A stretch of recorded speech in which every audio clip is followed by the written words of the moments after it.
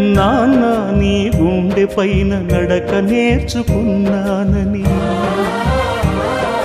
నీ చూపుడు వేలితో లోకాన్నే చూశానని, నాన్నను పూజిస్తే ఆది దేవునికది అందునని, అమ్మకు బ్రహ్మకు మధ్యన నాన్నే ఒక నిచ్చెనని తెలియనైతి తండ్రి, ఎరుగనైతి నాన్న. నాన్నంటే నడిచే దేవాలయమని మరచితిని, ఆత్మజ్యోతి చేతుల ఆర్పివేసుకుంటిని.